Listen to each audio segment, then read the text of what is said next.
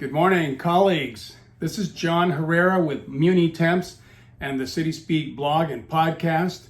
And today I wanted to get a little bit off topic of finance and accounting and have a conversation briefly with you about this saying. It's up here on my board, right? You've all heard it many times before. I've heard it during my entire life, and I think it dates back to 1862. So about 160 years this phrase has been used.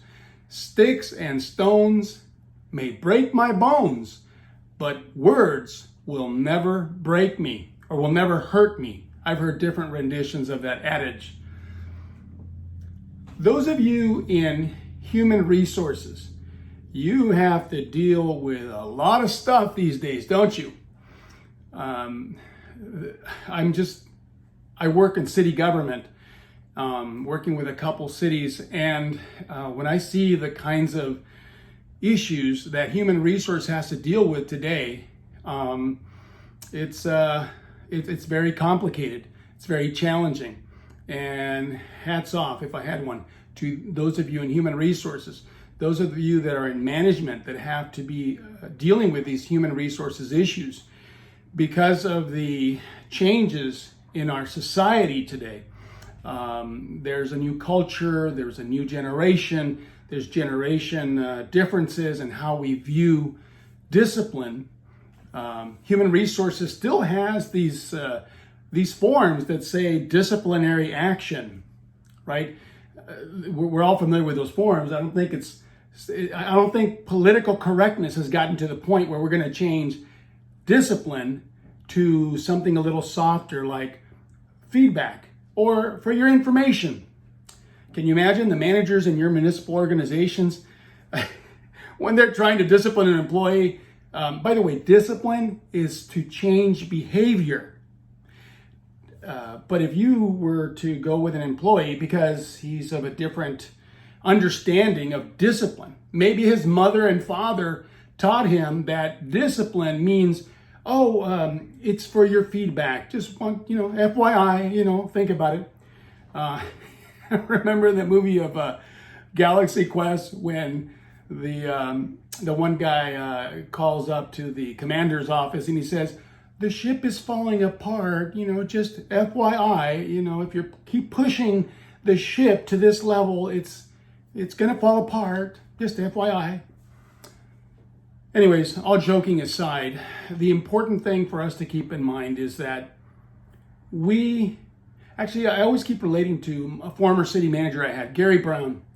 In one of our management retreats, he quoted a saying, we have stood on the shoulders of giants so that we could see farther. And he's right. Today we have a lot of wisdom that has been passed down for thousands of years to us today in human resources and in management of public organizations as well as private organizations. Wisdom is hopefully at play in how we do our human resources, our disciplinary actions, our progressive discipline, right? It's all to change behavior. It's not to hurt anybody. So when you read sticks and stones may break my bones, but words will never hurt me. That doesn't apply there, guys. If we're getting paid money to work, to perform a service, or to produce goods, we have to follow the procedures, the policies, the regulations, even the laws of the organizations. Now, I work in local government, I work in city government, and we have lots of rules, policies, organizations, and so organizational procedures and policies that we have to follow. We even have laws that we're all bound by. But I see more and more people unhappy. They're angry, and they're getting more and more angrier when they get disciplined. But the main point about this talk is about wisdom. I'm glad that wisdom is still a politically correct word that we could use in professional organizations. But we know that words hurt. They do hurt. They could even break people. But what kind of words? And that's what I wanted to talk to you about today. That words do hurt. but what kind of words? We want to keep that in mind because there are some words that can fix, that can change our bad behavior. And that's called discipline, disciplinary action. You know, when my son, I had 6 children with my wife, Marissa. But when I had one of my sons broke his arm, one of my daughters broke her arm as well. Maybe one dislocated their shoulder. But when they would break an arm or dislocate a shoulder, I would have to take them to the doctor. And the doctor would let them know, this is going to hurt. Okay, so get ready, right? In the old days, they didn't have anesthetizing or any kind of medicine to take away the pain before they adjusted, right? They said, here, put this piece of leather between your teeth and bite it because this is really going to hurt, you know. On the count of 3, I'm going to set this bone. 1, whatever it is. Words do hurt, but there are words that fix, just like a doctor. And the doctor that we use to fix the problems in our behavior is wisdom. Wisdom. The disciplinary actions, the discipline that human resources and management exerts upon employees are based on wisdom.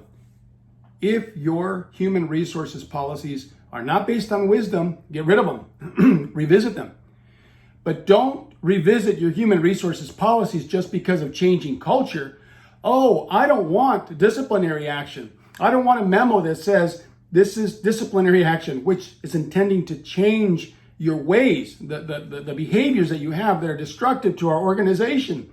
If you wanted to say, not a disciplinary action, but it's a feedback action or for your information. It's rather ridiculous. But that's what we're seeing in a lot of organizations today.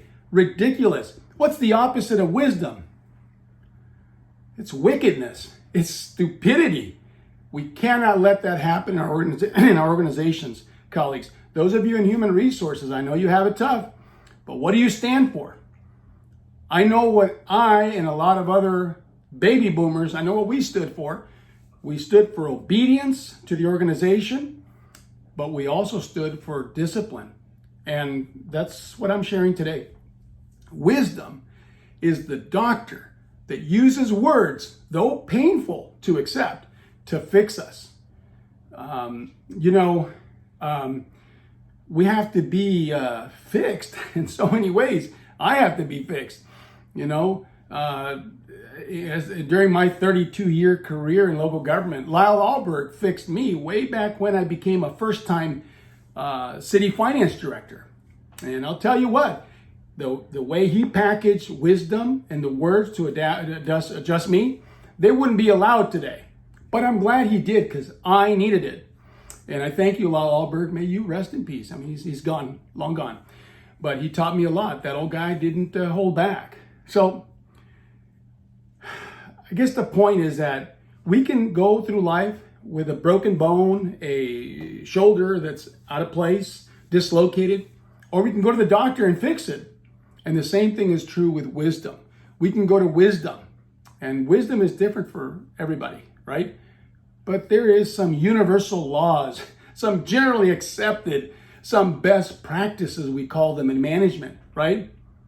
And that's discipline. And especially for the younger generation, you need to accept discipline. If you don't, man, we're screwed as a society. You can't just run a red light. You can't just disobey the boss, disrespect the boss.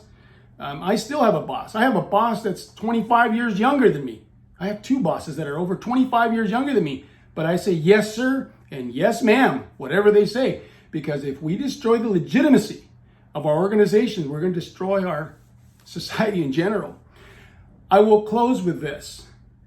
True, no discipline for the present is joyous, but grievous. But in the end, for those who have been trained by it, it yields peaceable fruit. And there are many benefits. Continue to work on opening yourself up to discipline.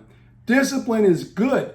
And you have to trust those in positions of responsibility, the human resources department, the managers in your department.